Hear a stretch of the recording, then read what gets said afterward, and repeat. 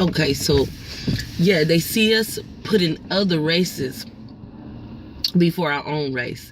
They see us talking about how other races of people do better as parents and or do better as friends and do better as, just whatever, that they're better than us. And the thing is, it's not about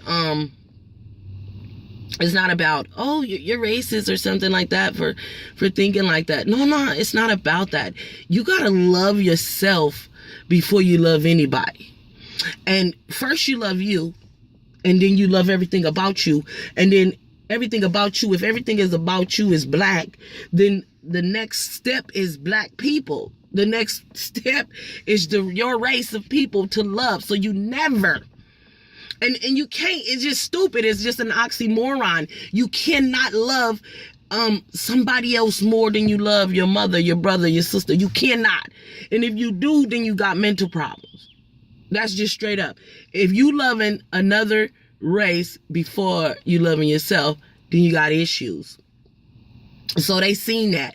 Okay, they even starting to, disown each other and disown their own race and their own culture. And they starting to disrespect their own race and their own culture. They starting to talk down on each other. So I can never say a black man is this, that, and the other when I have a black man. I have a son.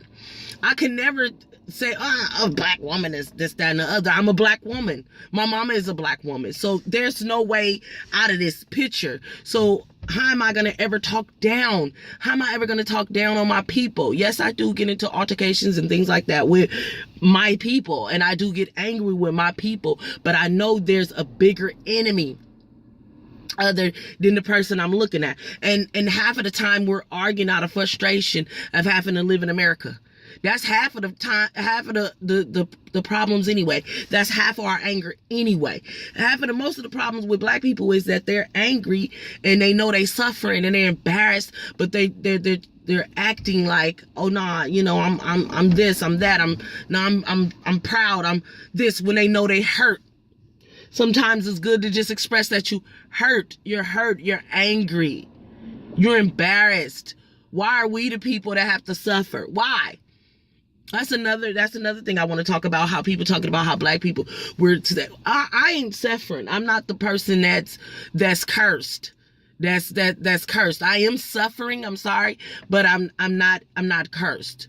I refuse to just be like, oh yeah, I refuse to lay down and accept that my destination is just getting killed down in the street, or you know what I'm saying, my life is just finna end in tragedy and things like that. I'm not doing that. I'm not doing that. I'm not accepting that. I could be wrong. I don't really care about being wrong right now. I'm not really caring about that, because this is my life and this is our lives. And what we need to pay attention to is that we have enemies.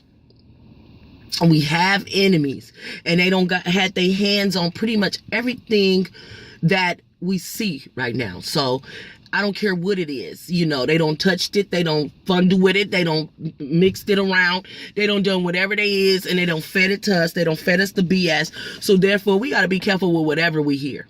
We got to be careful with whatever we hear, because we're dealing with an enemy, and it is what it is. And we gotta start looking out for each other. We gotta start having each other backs and stuff like we used to. You can't let these people come into your neighborhood and just blow your kid's head away. You can't let these people just blow your grandmama head away, your mama head away. They pretty much killing up everybody. It ain't even no age group. So basically what I'm saying to my people is that we gotta wake up and realize that we are at war. And even if you're not considered a violent person, it's called self-defense. But even if you're not a violent person, you got to wake up and you got to recognize that we need to protect ourselves. Thank you.